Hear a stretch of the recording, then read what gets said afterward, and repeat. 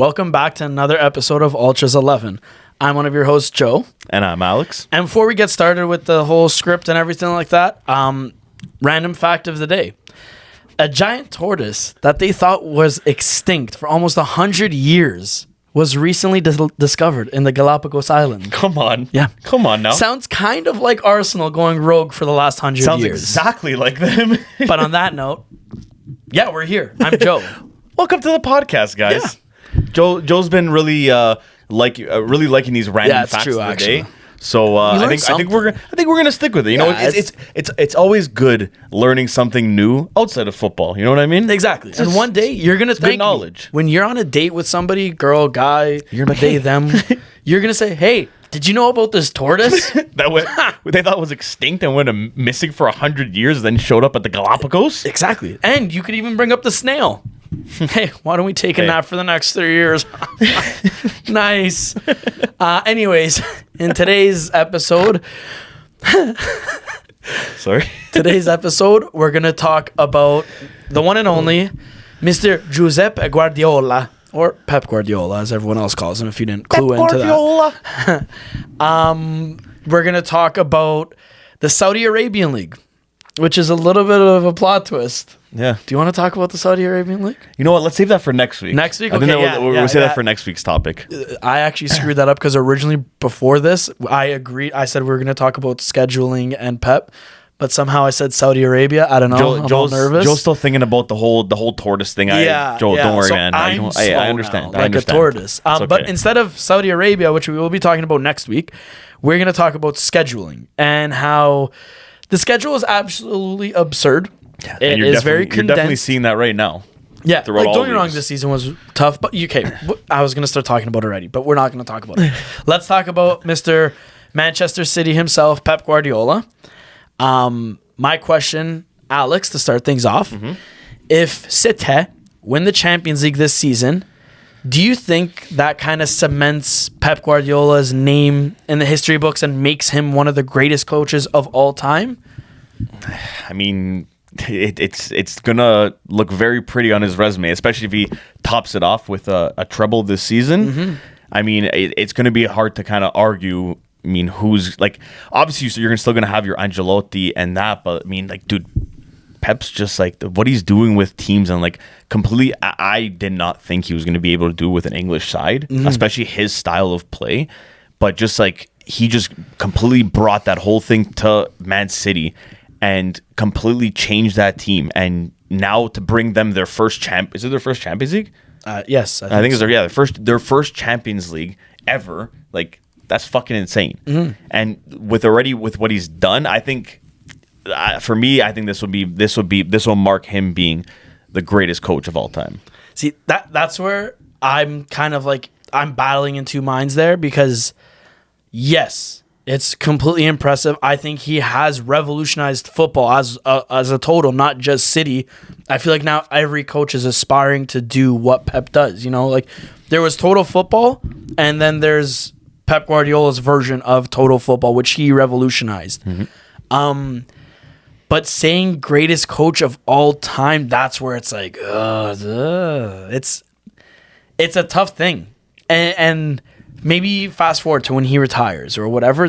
Like you'll have, it's such a tough statement. That's a far time away. I know, that's the thing. He's still young. He's only 52 years old or something like that. He's still in his 50s, something like that. Yeah, like he's still young. So it's like he could become the greatest coach of all time, and it's tough to say like if he is or isn't right now, given his resume already. I feel like his resume already getting now, like if he wins the treble, even if he doesn't win the treble, I feel like just winning Champions League alone, and then that and coming back from this whole season, like that right there, man. Like he's such a phenomenal coach, and like the way he gets through to his players, like he's completely changed like the coaching role, because he's like, you have those coaches that are player coaches, and then you have those guys that are like these system coaches, and like he's both.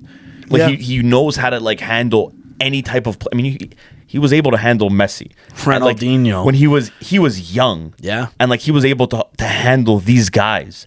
Now, like you just see, man, he works so well with these players. I think you put him, like, he's a coach. You put him on any team, he will find success. Yeah. He will. It's in him to win.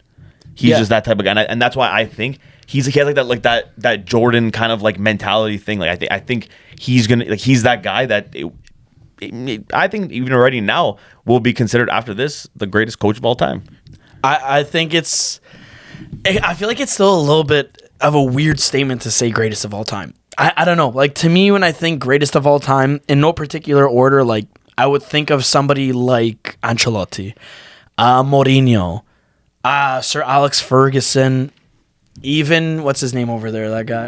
Arrigo Sacchi. Well, I don't know why I said it like that, but Arrigo Sacchi, those guys. But you also look at those guys, and they were significantly older. We saw their whole career play out, like, barring, I get it, Ancelotti and Mourinho are still working at their career, whatever.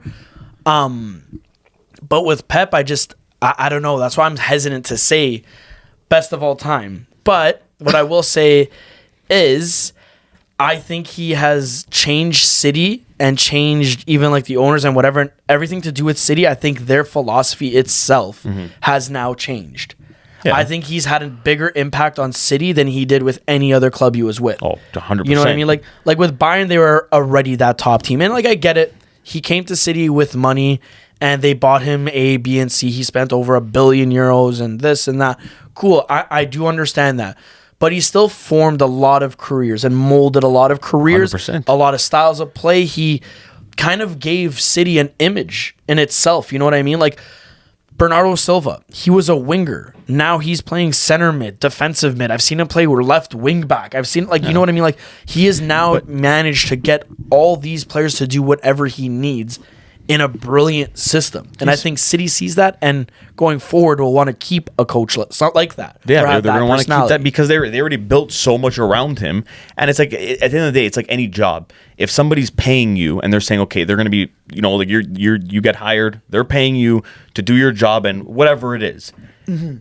If you're doing well, no matter how much they're investing and spending on you and how much they're giving you to spend or with whatever your job is, if you're getting results and you're doing good, no one's gonna bat an eye. No one's gonna think twice, and that's what he's been doing there. Yeah, I get it. Okay, yeah, he's spending a lot of money, but first of all, like, he went to a team in the Premier League, especially City, who's run by oil. They got money. Yeah. So for him, it's a perfect situation. He has the freedom there that he can get the guys that he needs for his team to work, and it has been working, and he has been getting results. Now with this Champions League, this was like the missing piece that with this City team. That's the only thing that they're missing. They've won everything. They've accomplished everything.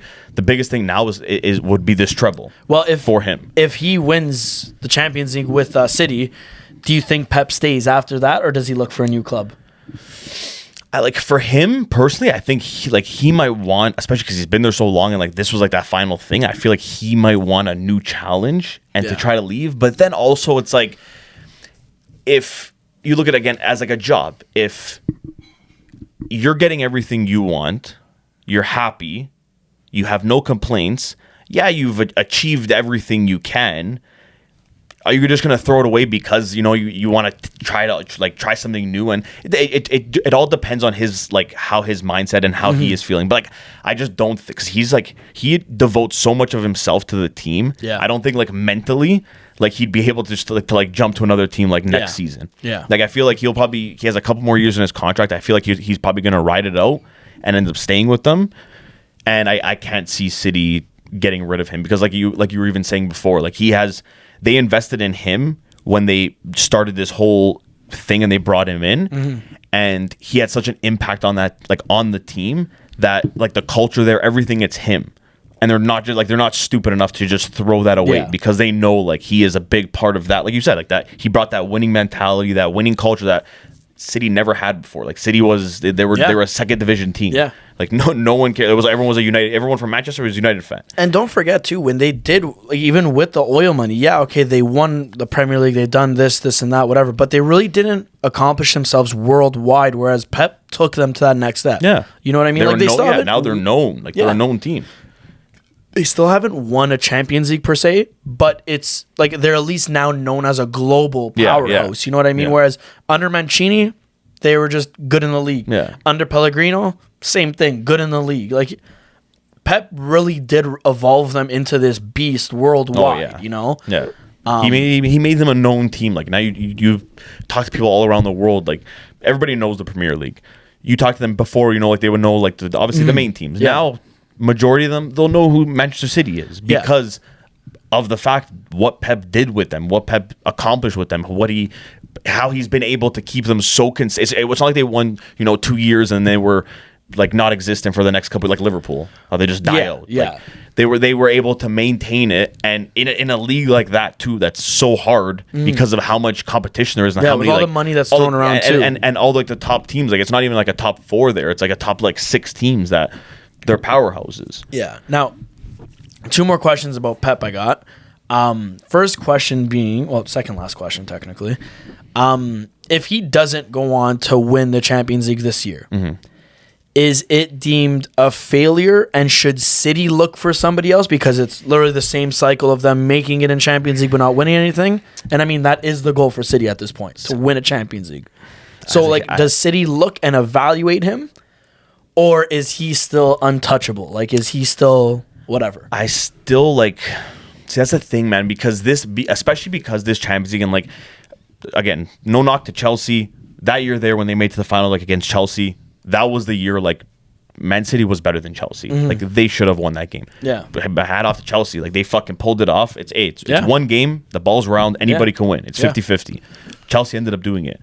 Now this year you look, okay, obviously they still have to get through Real. So that still hasn't happened. But assuming it does, in the finals they're matching up against Inter or Milan. And again, no knock to them either, but City should that's barring they make it out of Real Madrid. That's what I mean.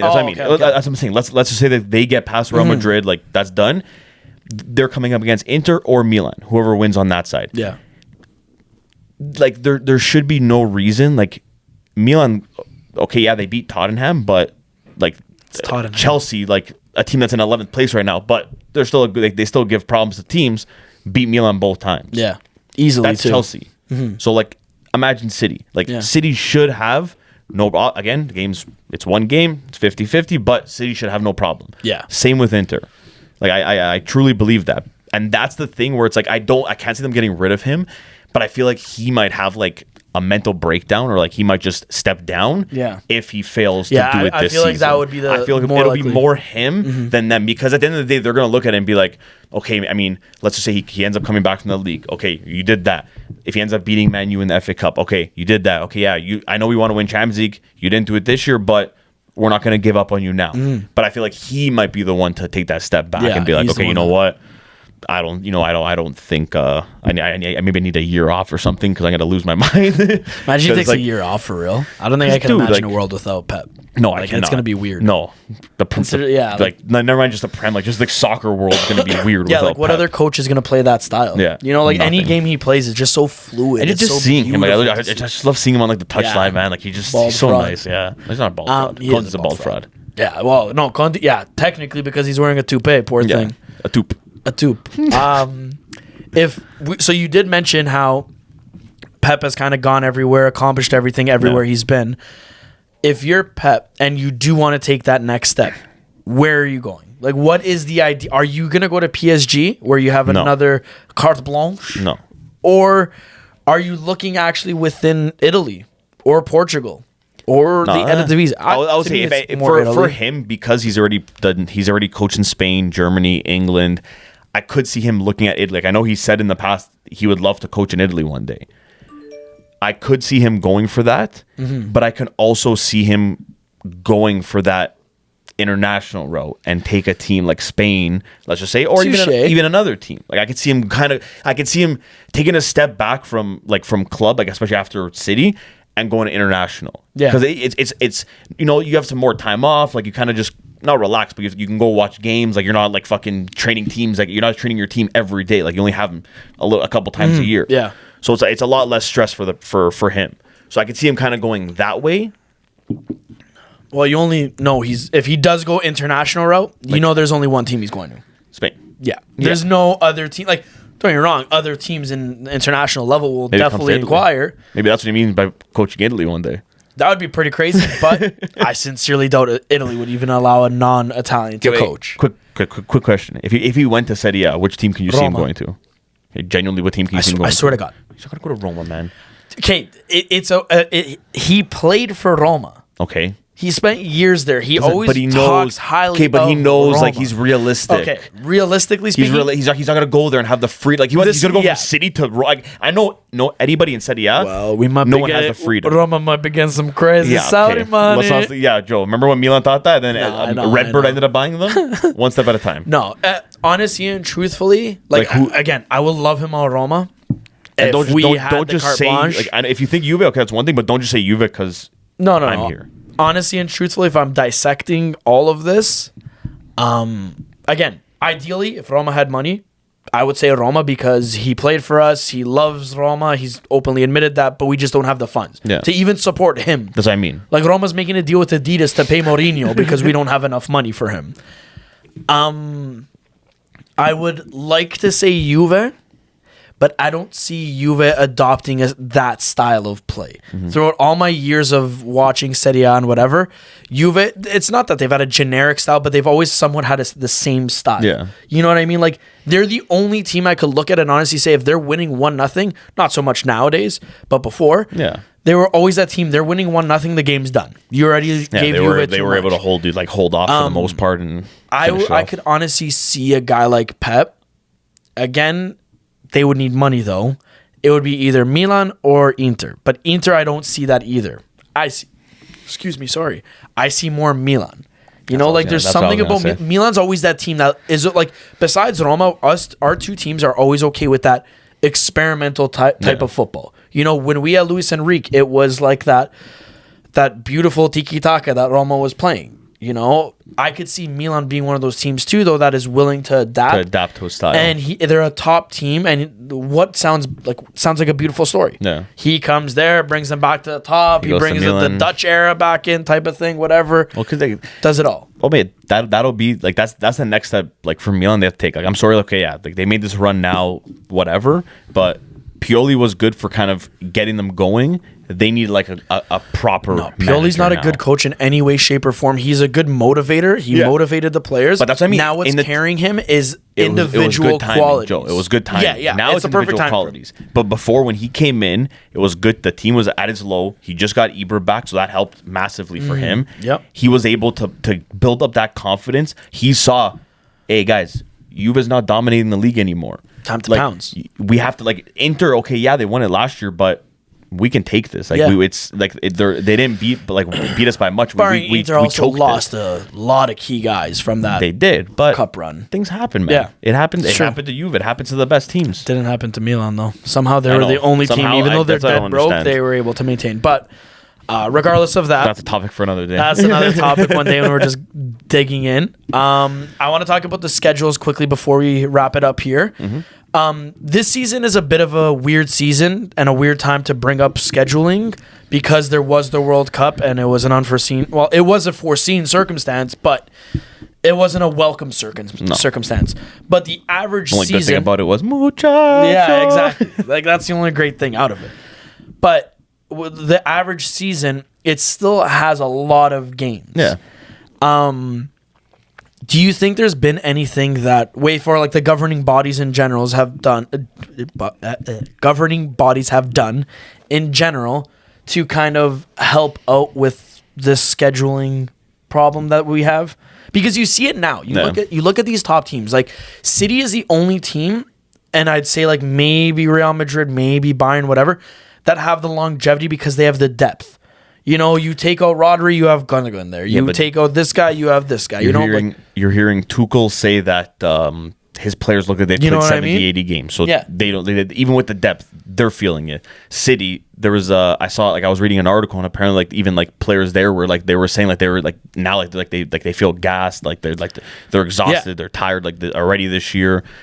It is affecting the big teams. It's affecting it's coming out. It's a known thing. Yeah.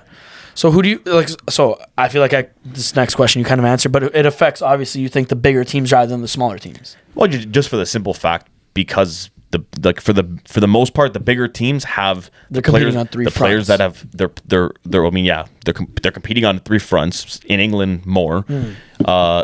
Majority of them went to the World Cup, so they were playing all throughout there, compared to like the smaller teams where probably their players didn't go to the World Cup and they had a month off and they were just relaxing, kind of just training and just not like getting like overworking themselves. Yeah. Unlike the guys who played in the World Cup. And now you're seeing a lot of these, like I feel like top players either starting to get injuries or just not playing their best or the way they usually do because they're just tired. Like you just see it in their bodies, I feel like. Yeah.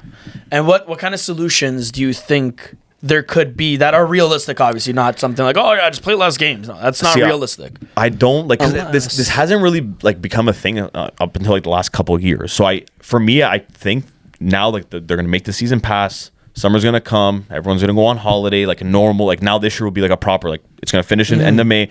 Everyone's gonna a proper holiday. Come back to training. Like it's gonna go back to normal. And I don't think they're going to do anything this year. They're going to kind of see how this year goes, like with injuries, with how like games are, how players are at the end of the season. Because you have to think the last couple of years, ever since that season where it went stopped because of COVID, everything's been pushed. Because in that season they had to come back, they had to finish it, and that went longer. And then they got like 2-week vacation. They were already back training, and the next league started. And the 2021 Euro was actually the 2022. Yeah, and they had that summer, and then they were already back to training, and then they had the World Cup this year. So like the last like couple of years it's been a lot of soccer for these guys. Yeah. So I think now like going next year, you're kind of going back to normal where. Okay, the league starts in whatever end of August when it normally does, and you'll have like now we were playing fucking. There was one point I remember in Serie A they were playing midweek games for like 4 weeks in a row. Yeah, I remember that one time Roma had to make it like 6 games in the span of like 2-3 weeks or something like that. I'm like, Jesus Christ, guys, because they were trying to make up those games that they lost the World Cup. Everything was already pushed because still with COVID. So I feel like next year they won't really do anything. But if they see that it's still okay, like these guys like. It's still affecting them, like they can't play as long, like it's just too many games, then I think they might either maybe extend this like the time that the season is, or I don't really know. I don't know what else they can really do to kind of, or maybe they won't get rid of competitions. Like I don't know. Yeah, for me, I think it's a matter of making the respective leagues smaller, and I know that might like sound less teams. Yes, because I know this might sound like whatever, like far-fetched, but my thing is this: you look at. I'll use Serie A, for example. There's, 20 teams? Yeah, 20 teams because there's 38 games in a season. So there's 20 teams. You get 3 promoted, 3 relegated, whatever the case is. Cool. Those 3 teams that get promoted very rarely stay afloat, right? So you're promoting these 3 teams again. It's like a vicious cycle. Yeah. Sometimes they thrive, sometimes they don't. Cool. Why don't you just cut the league down to 15 teams? You add a 3rd competitive league or whatever it is. Like in the Prem, I know they have like 5 leagues. But what if you add a 6th? You make it, rather than 20 teams you're going up against, it's only 15. Like the Eredivisie. I'm pretty sure the Eredivisie only has 13 to 16 teams or something like that. Yeah, it's a smaller. And they were looking to combine with the Belgian league, and they were going to do the top teams from each, whatever, with one. Some like whatever, and then have a whole promotion and relegation type of thing with other teams, which I think is genius. Because like for them at least, like there's not a lot of teams combined. You get a fuller season, you get this whatever, and more competition. More competition, yeah.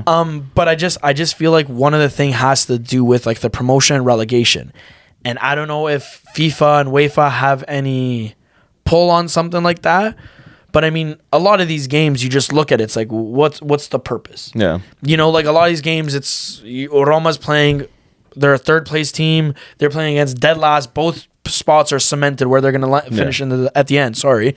And it's just like, why do I have to play that on the eve of a Europa League final? You know what I mean? Like, I have to go against Cremonese. Games at the end of the season are they're so stupid, especially when like everything's already figured out. It's exactly. Like for me, like shit like that, like those are some of the things you could address, because if you cut out some of these teams, at least 5 teams, now that's already 30 games they're only playing within 28 games they're playing within the season. Less than 30 games. You know what I mean? So that's 28 there.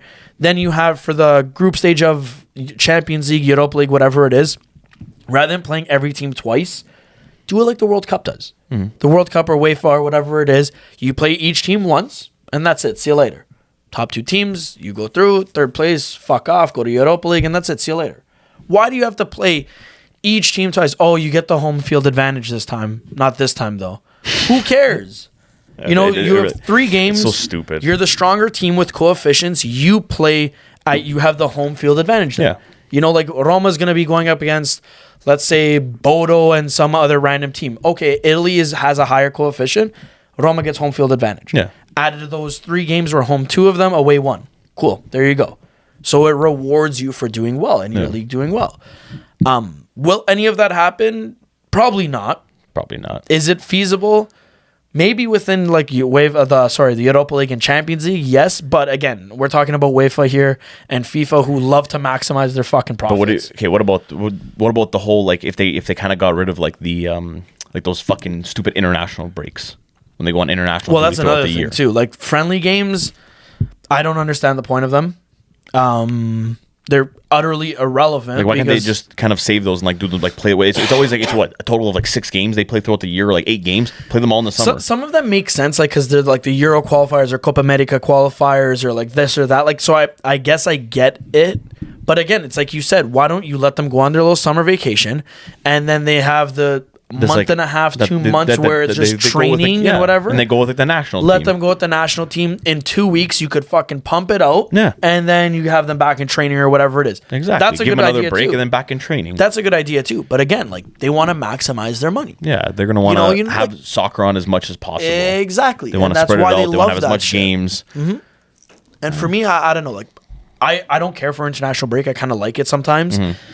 But if you're telling me that you're going to stop the season and have Argentina play against Moldova as a friendly, and then my best player and fucking Dybala is pulling up, getting injured, I'm going to look at you and be like, what the fuck was you're going to get pissed. You're like, what was the point of this fucking game? Like, this literally affects nothing for my team. Like, for my international team or whatever it is. So, like, why is it even in place? But just for players to get injured. Essentially. That's literally what it is. Roma always comes back with a player injured from these international breaks. Stupid tournaments, all these breaks. But, yeah.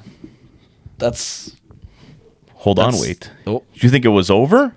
Well, I hear something right there. Wait. Beep, beep, beep.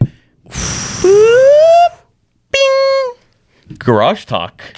Lights I think it's time. Garage talk. Garage talk. The lights are on. Today's topic, we're going to start things off with. I got a nice little spicy little topic. I thought we were going to talk about I was thinking about a couple days ago. Okay. What are your thoughts if soccer, the top 5 leagues, obviously, okay, same thing, kind of like a super league. They got the best teams in each league, put it together, made it whatever 30 teams or 20 teams, whatever it is, but they set it up in like 2 divisions and set it up how like NHL, NBA is. That you have like that Eastern, Western, like kind of like Eastern, Western kind of thing. They play like a regular, obviously not 82 games, but they play a certain amount of games. Then they have a playoffs where they'll have like the first seed play 8th. Same thing how it is. So the MLS basically. Yeah, MLS has that. MLS has that. Right same thing. Same thing. But they did it with the like pretty much, but they made it. It's like because obviously NBA, NHL, like all these American sports, they're all the best teams. You know what I mean? Yeah. This would be essentially going out, getting the best team. So you would be seeing like Arsenal versus Roma on like on whatever. Can't believe you said those out of all teams you could have said as the best teams. You said Arsenal and Roma. I'm not going to say like Juve and Man City because obviously they're going to be there. But I'm saying like you're going to see like Arsenal and Roma like also like they're going to be there too. And like you're going to be saying like they're going to be playing like on the regular if they're in like the same they're like division teams. To me, I think it's a good idea. I kind of like that idea. Do you think that would be the best way to grow soccer, like to make it more like an American sport? See, I'm torn. I'll say that I'm torn with that because I look at TFC, I look at the MLS, and the one pet peeve I actually have is realistically the league doesn't matter. No. You know, and that's what kind of bothers me then because I just think to myself, okay, you got to hit X amount of points to be top 8 or whatever. I think it might be top 6 or whatever. You'll still get a trophy for finishing first place. So you'll have 2 separate trophies for each conference. No, I mean it's like you'll still have like the conference trophy, like you'll still win like that, and then you could obviously win like the big, big cup, whatever it is. Like this is my thing though. The league, okay, yeah, sure. There's an incentive. You win your trophy at the end of it. But what's more meaningful to you? Playoffs or regular season then? It depends, man. They're obviously gonna have incentives with No, I know, with but I'm money saying and like stuff, too. like for me, the way I see it is, and I will always be gunning for those playoffs. There's more at stake. Round Obviously, robin, see you later, in and out. You're still gonna want to make runs like throughout the season. Entertainment value, it would be. I wouldn't want to watch the league as much because I look at American sports now, and I'll tell you right now, like, do I watch a lot of sports? Yes, I do. Contrary to what a lot of people might think about me or whatever it is. It's just I can't get involved because some of these guys are tanking the season because they want the next draft pick. Some of these guys don't really give a fuck because they know their division sucks dick, so they're gonna end up in 8th place anyways. So they're gonna end up in the playoffs, and that's what matters more. Playoff sports for Americans, I will tell you right now, one of the most entertaining things you will ever see, whether it's baseball, basketball, football, or hockey. The losers of the league somehow end up on top. And you have to also think too, in the league, teams would want to play high, like they would want to come higher up because you get home advantage. Yeah. And like let's just say, obviously, instead of a 7-game series, they would do like a 3-game series. No, I would keep it the same way it is. No. You can't do 7 games. No, I wouldn't. Not the same way in that regard. I wouldn't do 7 games. I wouldn't even do 3 games. I would do it 1 game home, 1 game away. I'd keep that format. I like that format. Okay. Keep it aggregate based because for me, like, I like that. I just don't know. Like, it's just the league to me in general, I feel like would be boring. No matter what incentive you give. Feel like it would be like less people would be watching it because didn't the Boston Bruins win the President's Trophy? Ooh, incentive because they won the crazy amount of games in an 82-game league. Sorry, whatever. Yeah. And what happened? They lost against a team that were not even supposed to make it. 8th seed. You know what I mean? Man, and again, it's crazy to see. It's entertaining. Yeah, 100%. But if I'm a Boston fan, I will literally look at you and say, why the fuck did I care about watching all those games just for me to get nailed out, rocked out in 7 games? But then also this too. You'll see like you're seeing players now. You're seeing them get hurt. Like they're playing hard every week and like they're exhausting themselves. Yeah. And like that, you would see players have to be a lot more smarter, and they would kind of pace themselves, like not take it easy, but pace themselves throughout the season. Like a load management. And then in the playoffs, you would see like the best of the players of each player come out because they know, like, okay, like they obviously they're going to want to win the playoffs, and they're going to have to be at their best. So you're going to see players come out and put out these like playoff performances. Yeah, no, like in that regard, I agree with you. I get that too. But the only thing I see that benefiting, honestly and truthfully, would be like financial income, like the form of income and whatever. Other than that, I don't see that. I actually see football taking a big hit, be it like with viewership and stuff like that, because then that's the one thing that makes football so different than every other sport. You know what I mean? Like the way their playoffs work and like how the league is the absolute alpha. You have to watch those games in order to know what the fuck is going on. Then you have Champions League. That's basically like your playoff. Yeah. But not as intense because you still have those shithouse teams that shouldn't even be there, yeah. If you told me they shrunk Champions League down and made it more of like an exclusive thing, I think that is a brilliant idea. AKA the Super League. See where I'm going with this? It's going to be a thing but in a couple of years. I don't know. I think it would... Again, I'd still watch it because it's my favorite sport. Yeah. I'd love to watch it. But you don't think you'd be as invested? No, I don't think I would be as invested. There would be too much going on, too much... it would just... I wouldn't care enough either. Is my team in a playoff spot? I don't have to watch the next 5 games. I don't fucking care. We're good. Like that's how it is for me. Yeah, that's true. I get it. Do I even ask you? Do you want me to ask you? I mean, I kind of answered it. Oh, okay. I kind of said I would love to see that. Like, I think that would be stupid, a super sick thing. No, but I get what you mean. Like, I feel like maybe after like the first year or two, where it's like, oh my god, like this whole new thing, and like you're seeing on these games, it would kind of die out how like the Raptors and like the Leafs are like for us now watching that, and like kind of. During the season, I'll watch it if you go out for a drink or you're doing nothing. You're like, hey, it's on TV. Like let me throw on the game like that. It wouldn't be me kind of like, oh, I gotta watch the game on Sunday. I gotta watch Juve play on Sunday. Like it won't be. The best way to describe it is as invested. Look at when England. When the Premier League, there was a documentary I saw on Amazon Prime. I recommend it to everybody.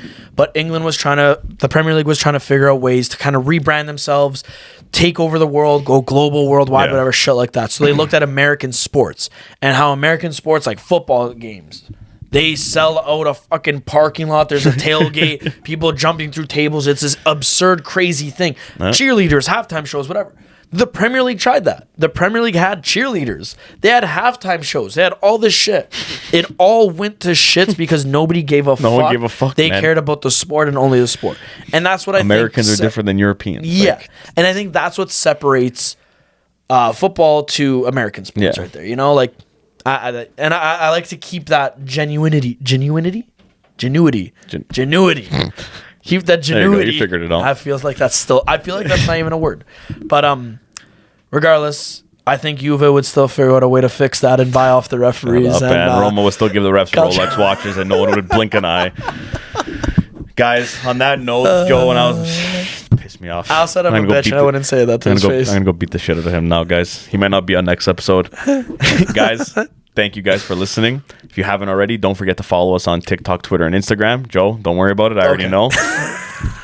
We got a quick message from our sponsors, ourselves, UltrasXI. Don't forget to check out UltrasXI.com. The new GOAT collection is out. I mean, it's not really new anymore. Yeah. But it's new used. There's a couple of new designs coming out. I've just completed them. So keep an eye out for that. And yeah, we'll see you next week. We'll hear you next week. Stata buona. Ciao. See you later.